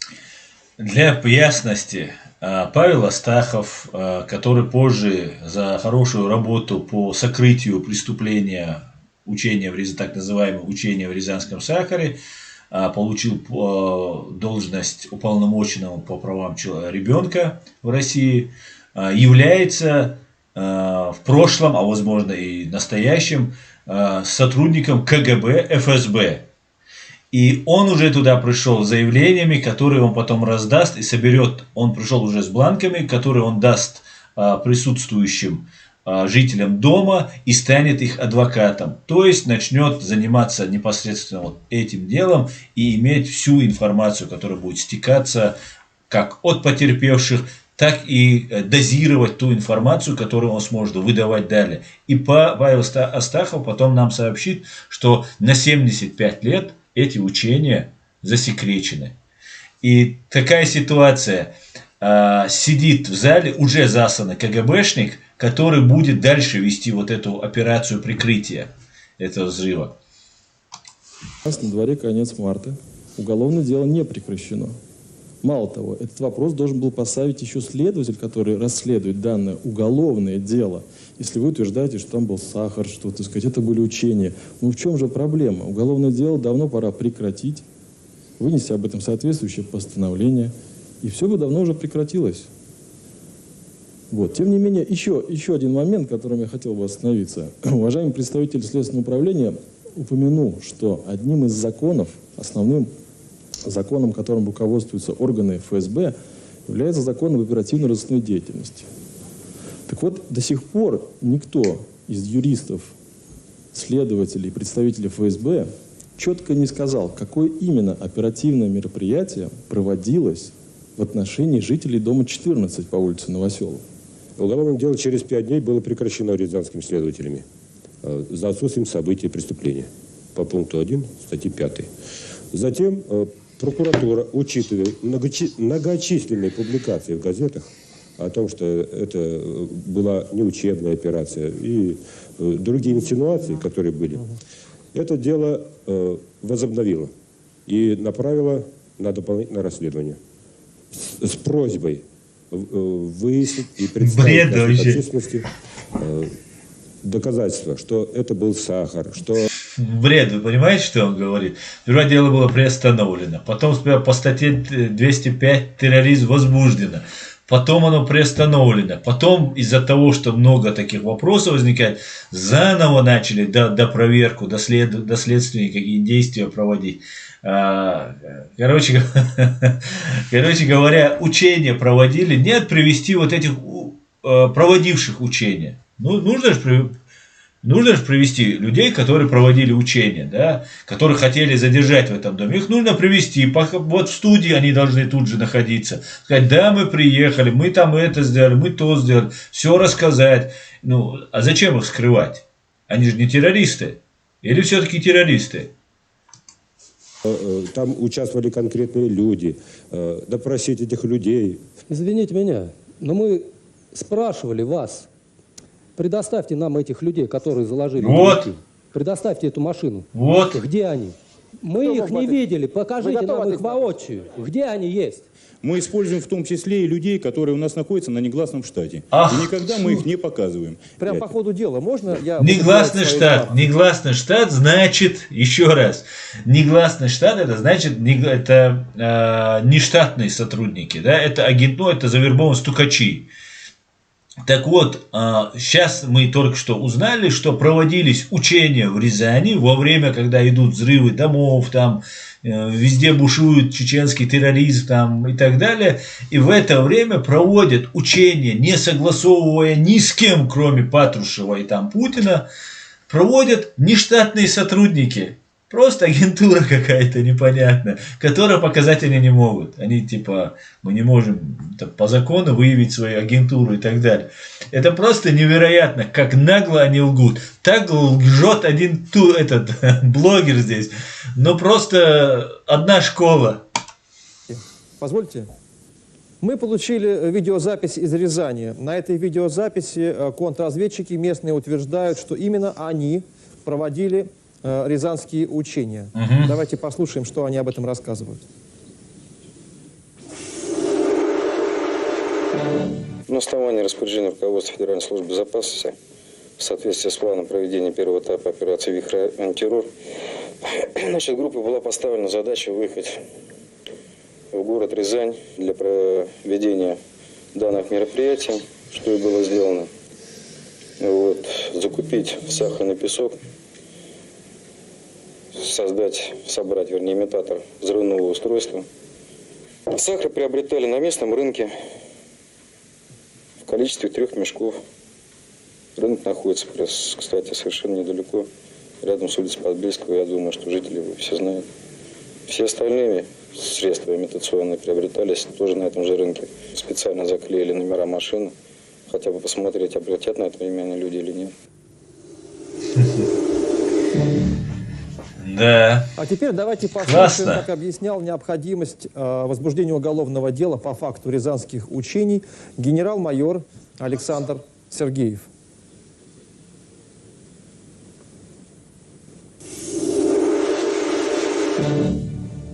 На ваш взгляд, перспектива вот этого уголовного дела по 205 статье, она какова перспектива? То есть к чему вы хотели бы, чтобы привело это расследование?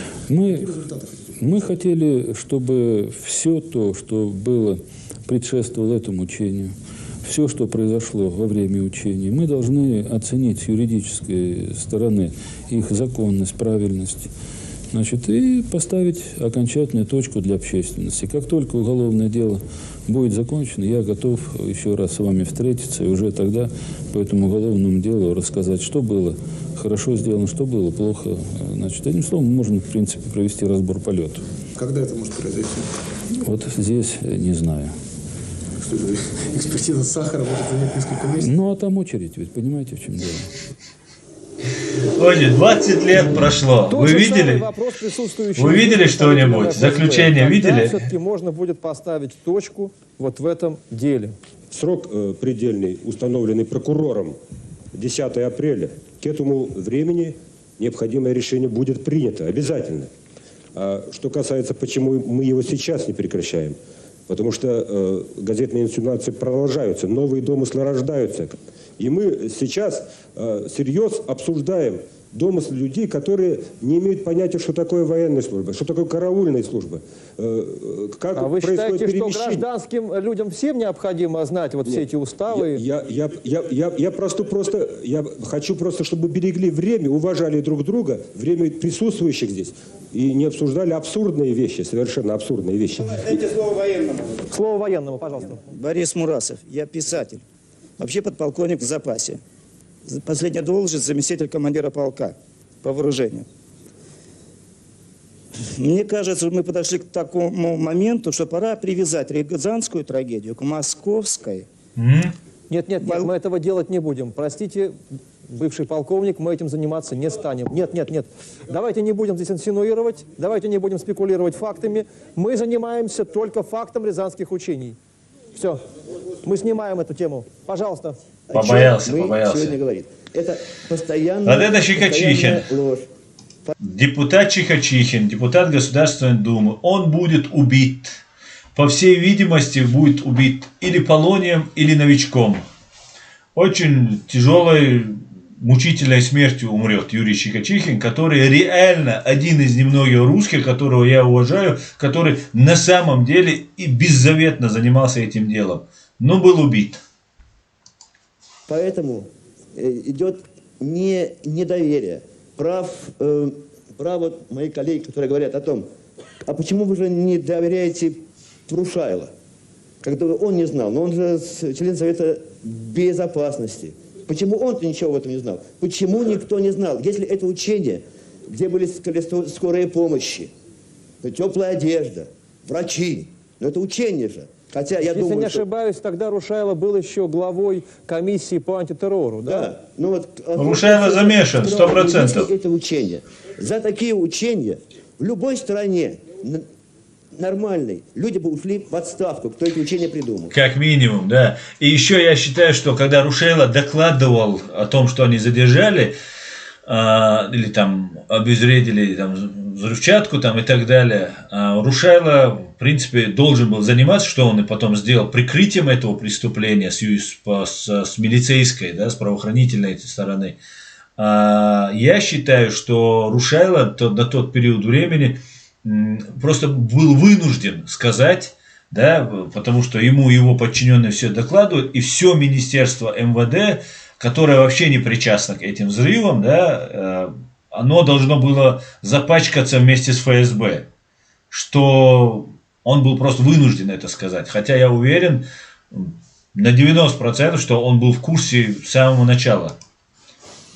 Потому что же, опять же, возвращаясь к тому, что потому что до этих взрывов были еще взрывы. И по всей России, да, министр МВД, он за всю Россию отвечает. И в других местах были. И было понятно, что это, ну, по крайней мере, министр точно мог, по крайней мере, догадываться, что это не чеченцы делают. Чеченцам это не нужно.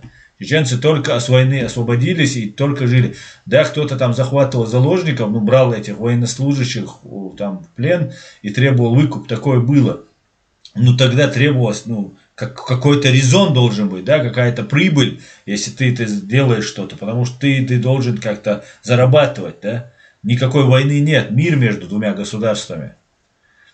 И просто взрывать рынок, просто, ну, это просто сумасшествие было.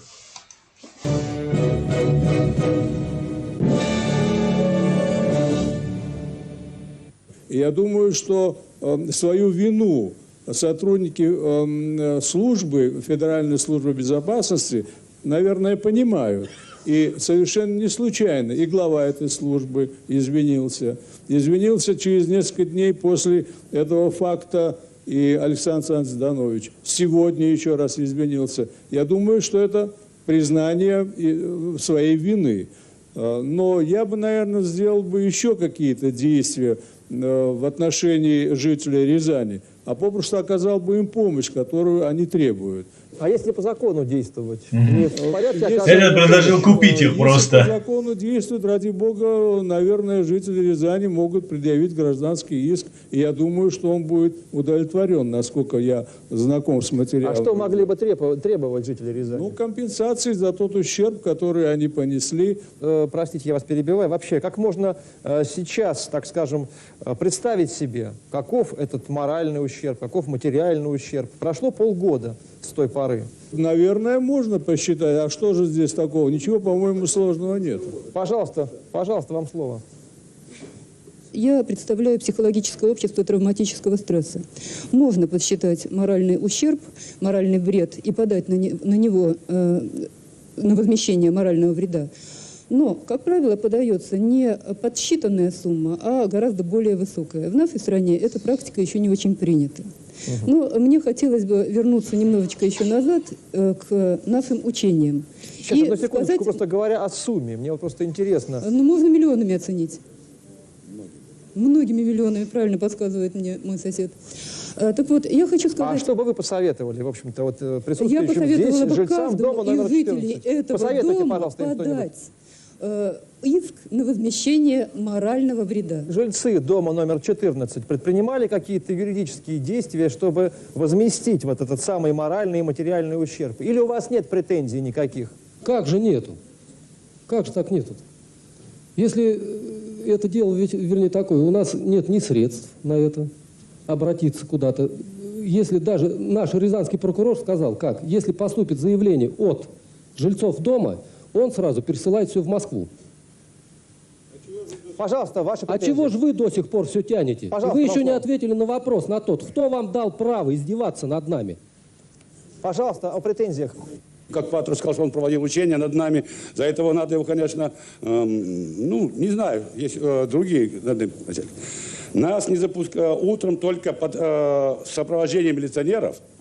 Разрешали заходить в квартиру, не помыться, а переодеться, чтобы пойти на работу. Никому не побриться не разрешили, не помыться, не поесть. Все, кто на работу, ушли голодные, не побритые, грязные, в сопровождении милиционера. Это было уже в 8 часу утра. Хорошо. Если учения, какие-то к черту учения, если до таких пор можно учиться? Вот спрашивают, сейчас... Вот сидят, смотрите, опа, успеет? Нет, не успел. Надо эти рожи запечатлить. В 8 часу утра. Хорошо. Если учения, какие-то к черту учения, если до таких пор можно учиться? Вот, смотрите, сидят рожи. Это все преступники. Вот преступник, вот преступник, вот преступник. Ну, это из одной конторы. Спрашивают, сейчас люди болеют, многие болеют. От этого ваше учение. Кто будет их лечить? И за какие средства? Мы же не знаем, нам не называют фамилии тех, кто подписал приказ об этих учениях. Ну, Мы хорошо. не знаем, на кого нам апеллировать. Вы хотели бы дойти до истины в данном деле? Хотели бы. То есть вы готовы отстаивать Для этого свои... мы и приехали. Вопрос господину адвокату. Скажите, пожалуйста, насколько, как вы считаете, безнадежно юридическое дело жителей Рязани по возмещению морального и материального ущерба? Вы знаете, оно абсолютно не безнадежно, потому что в законе об оперативно-розыскной деятельности есть статья 5, которая так и называется «Соблюдение прав и свобод человека и гражданина при проведении оперативных мероприятий». Закон об оперативно-розыскной деятельности предусматривает возможность обращения гражданина за разъяснением к органу, который проводил это самое оперативное мероприятие, чтобы ему ответили, какое именно мероприятие, какими силами, каким органом проводилось. Вот такой письменный запрос мы сегодня вам направим от имени каждого гражданина. И вы на него ответите, да? Жители дома Она номер четко 14 прописана готовы законом. доверить свои права господину Астахову? Вот только что. Значит, после того... Ну, тут такое впечатление получается, что Николаев просто подгоняет под Астахова вот этих всех. Просто вынуждены провести вот это независимое расследование. Америка там возмущается. На самом деле независимое расследование, ну и вот ажиотаж появился после того, как американские журналисты приехали в Рязань и там проводили свое расследование. И чтобы перебить их информацию, что вот мы сами провели. И тут Николай Николаев просто прямо откровенно Астахову подгоняет. Ну, не знаю, с какой целью он это делает. Но тут Астахов говорит, вы же мне ответите. Ну и практически вот И мне они ему скажут, да, ответят, и все побегут Астахову давать, заключать с ним адвокатское соглашение для того, чтобы он представлял их интересы. Того, как ответят органы ФСБ, какое мероприятие проводилось, да, и кто руководил им непосредственно, вот тогда уже мы поставим вопрос о том, были ли нарушены свободы и права граждан в рамках проводимого мероприятия. И если они были нарушены или как-то ущемлены, то, так сказать, существует еще один закон об обжаловании действий должностных лиц. В результате этих неправомерных действий, которые были допущены, граждане однозначно имеют право на возмещение, в данном случае, конечно, морального вреда, который выразился в нравственных страданиях. А что нужно сделать жителям Рязани? Им только нужно заполнить от своего имени, потому что у нас персонифицировано обращение граждан. Каждый от своего имени направляет запрос в Федеральную службу безопасности.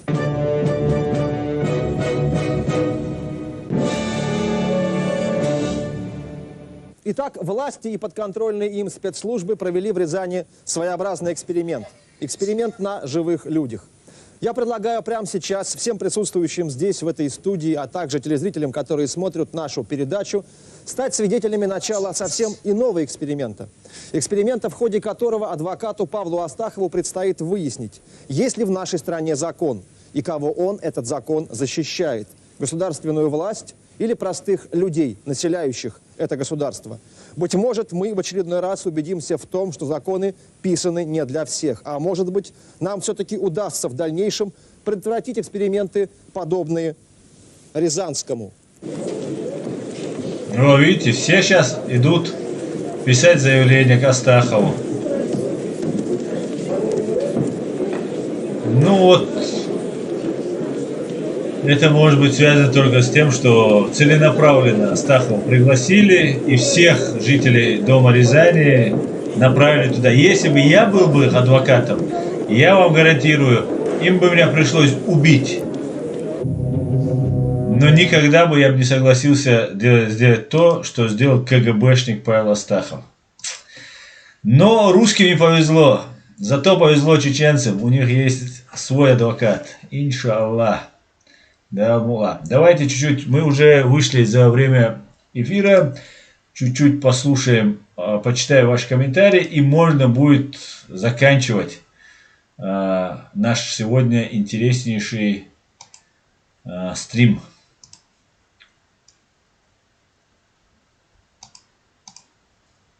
Так, вы можете задавать мне вопросы. Так, Хамзат Гилаев, Астахову дали должность после этой передачи, за детьми присматривайте. Да, это так. Так, потоковая такая система. Астахов передает, значит, все, так.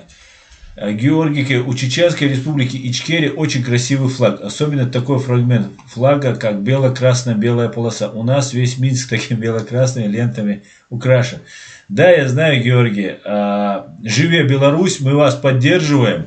Мы смотрим, наблюдаем за вами. Вчера были, и позавчера наши представители были в Берлине, где и украинцы, и россияне, ичкерийцы, белорусы, все вместе мы объединяемся против КГБшного, ФСБшного зла в этом мире. Не все, правда, понимают, кто конкретно зло, там все хотят там на Путина свалить там и так далее. Но дело не только в Путине. Это Путин, Патрушев и вот остальные террористы. Так, спектакль провели перед народом, говорит Заира. Да, Султан. Такой системы не будет. Никто из такой системы так не будет соблюдать эти правила. Вот именно. Чтобы не выясняло ему и дали должность. Да, Хамзат Гилаев, так и есть. А Файтер Израиль развели крепостных, как последних лохов эти НТВшники. Да? Георгий, живи вечно, говорит про Беларусь. Так.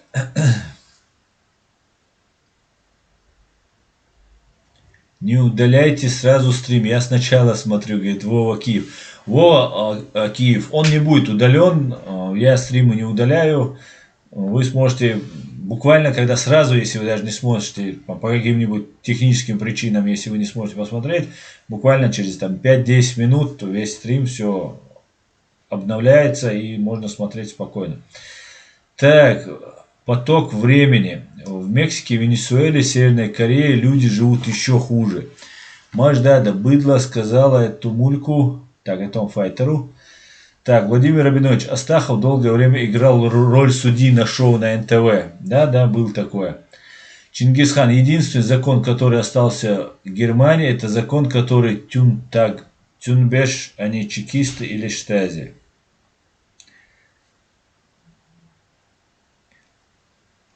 Так, Алиев. Вот именно, нам повезло с тобой, Аслан.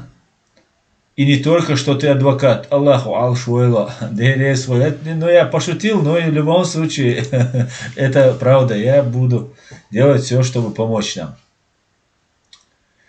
Так, отличный эфир, Аслан. Хамзат, спасибо.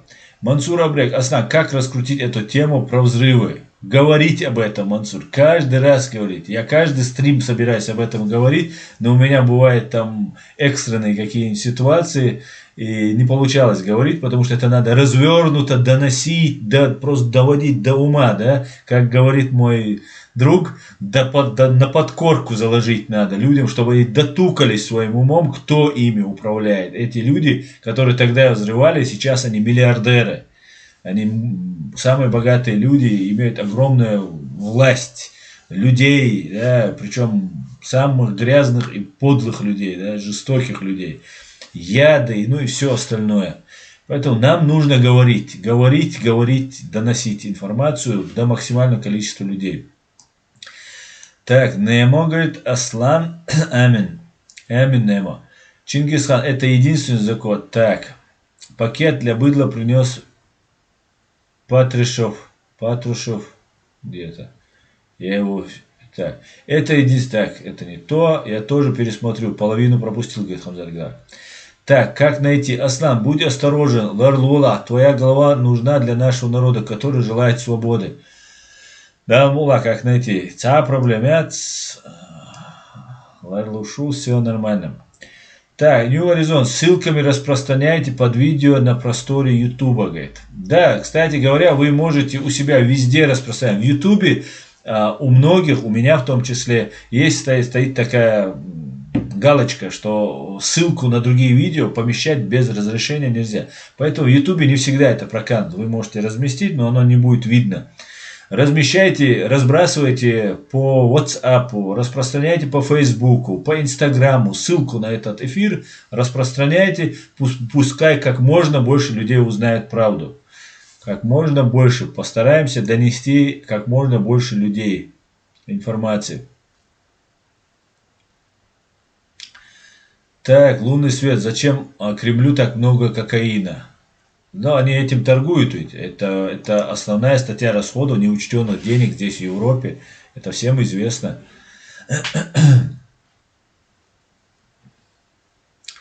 Файтер Израиль, Маждада. Так, это не мне. Мансур Абрек, будь осторожен, ты наступил на горло этой твари ФСБ. Да, и причем я это сделал уже давно, Мансур. Так, Алиев. Я говорю об этом русским, но им это так неинтересно, что меня поражает их безразличие. Хотя бы поспорили. Они боятся, Алиев. Они боятся. Они даже не хотят это обсуждать. Это страшно, это даже признать страшно. Понимаете? Их вся картина мира рушится. Что Путин великий спаситель и так далее. Что это не так. Они не хотят жить правдой, знать правды.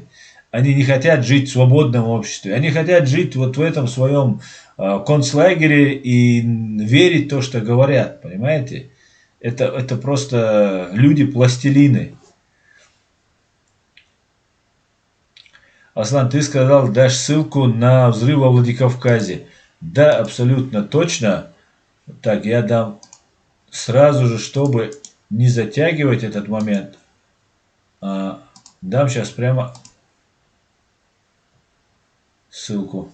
Сейчас, одну минутку.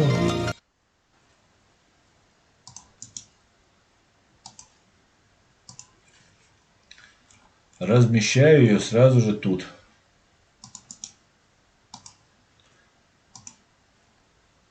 Потом напишу текст, чтобы сейчас не писать все. Так, нужно инициировать международное расследование этих терактов, подать иск от чеченцев, очевидцев, в том числе и найдутся много.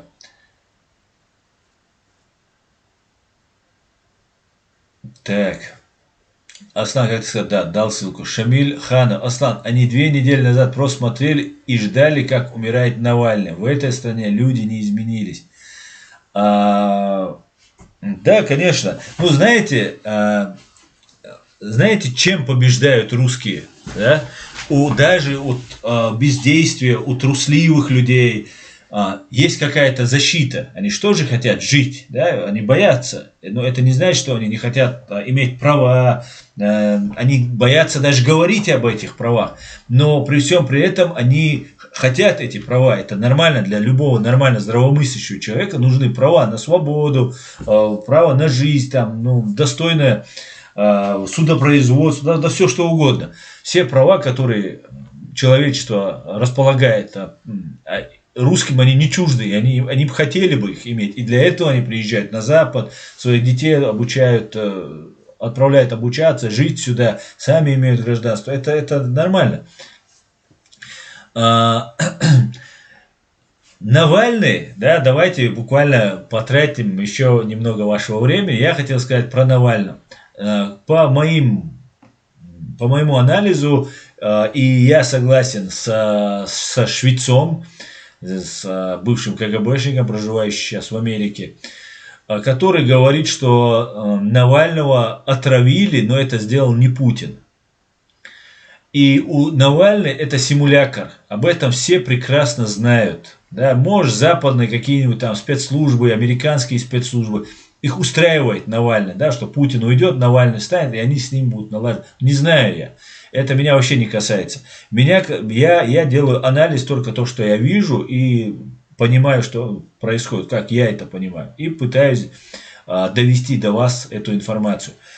Навальный является симулякром, это марионетка.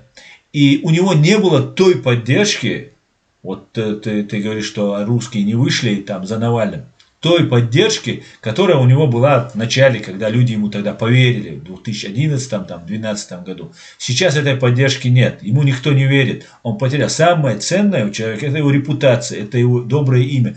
У Навального нет репутации и доброго имени. Навальный есть человек Кремля. А в Кремле у нас сидит только вот один пахан, да, это нано-царь бункерский. И вот получается так, что если исходить из того, что Навальный является агентом Кремля, марионеткой Путина, то его отравление могло произойти только в 2 случаях. Или же Навальный вышел из-под контроля, предал и так далее, и Путин его решил убрать, вложив столько сил и средств в этого человека. И второе, это сделал не Путин. Кто-то другой отравил. Да? Отравление, факт налицо, всем известно. Мы знаем, что у жены Навального отец являлся старым матерым КГБшником. Это из среды. Вот почему Навальному вообще доверили вот это дело. Еще не факт, что он должен был сменить Путина. Он должен был играть оппозиционную роль и такой поп-гапон, который выявлял активных русских. И чтобы их нейтрализовать, завербовать, посадить, убить, запугать, купить и так далее. Значит, его отравил кто-то другой. Допустим, 2 версии. Кто-то отравил или Путин, или кто-то другой отравил. И почему я исключаю Путина? Меня заподозрить даже вот после того, что мы сейчас смотрели, и я комментировал взрывы 99 года, где я обвиняю напрямую Путина с Патрушевым, меня заподозрить в симпатиях к Путину очень сложно. И почему я считаю, что это не Путин его отравил? Потому что если бы Путин отравил Навального, он может, конечно, бесспорно, но если бы он это сделал, никогда бы в жизни не разрешили бы Навальному вылететь в Германию. Потому что это собственноручно дать доказательства. Если это сделал Путин, то он знает, чем и как он отравлен. Значит, если он выезжает за границу, об этом узнают американские, немецкие, английские, французские и другие спецслужбы, да, как сейчас это стало известно. И я так подозреваю, что есть другая сила, которая не хотела бы, чтобы вот за место сейчас Путина, который, говорят, сейчас болен, сидит в бункере, за место этого Путина пришел Навальный. Ну, точнее, не Навальный, а клан Путина. сохранится. Будет лицо, которое будет показываться русским, россиянам в виде Навального, да, а клан, который, вот эти все остальные Ротенберги, все эти КГБшники, которые у власти, которые завязаны с Путиным, с этим кланом, они остаются. Потому что сам Навальный об этом говорил. Нужно дать гарантию безопасности Путину, там, всем его дочерям, сыновьям, миллиардам и так далее. Гарантию Навальный обещал. Именно для этого было это сделано. Для того, чтобы, когда придет Навальный, а у той группы тоже есть свои сыновья, свои дела, свои интересы. И у этой группы. И, соответственно, когда Путина не станет, эта группа Навальных, в которую входит Навальный, может начать зачистку той группы, которая отравила Навального. И есть такая вот, швец подал эту идею, и я очень долго думал над этим. Она может быть очень верной. Отравлением Навального могло быть совершено на самом высоком уровне, да, это должно быть, если с применением новичка и так далее, это могло быть по приказу Патрушева, с которым коммуницирует Валерий Соловей, как вы знаете, бывший преподаватель МГИМО, профессор Валерий Соловей. И это подтверждается еще тем, что недавно Валерий Соловей был задержан полицией. Валерий Соловей непростой человек. Вот, вообще МГИМО, чтобы было понятно, это вообще кузница кадров КГБ, как Санкт-Петербургский государственный университет, как там другие главные там вузы. Также и МГИМО считается одним из самых основных таким КГБшной кузницей кадров. И, конечно же, Валерий Соловей связан с КГБ, да, и он является, если не действующим офицером, то как минимум он является их агентом, внештатным, там, завербованным стукачком. И швец, как утверждает швец, как предполагает, возможно, швец, говорит, что Соловей должен был возглавить вот это протестное движение. После того, как Навальный погибнет, должен был возглавить вот эту ситуацию. Но сейчас Соловья задержали, но его отпустили в тот же день. Так, мы опять зависли. Нет, мы опять вернулись в эфир. Так вот, по всей видимости, отравлением Навального занялся Патрушев и его банда. Сегодня мы уже долго говорим. Я более подробно с приведением видео, фото и текстовых там статей подробно в следующем своем стриме, вероятно в пятницу, может быть пораньше, если получится.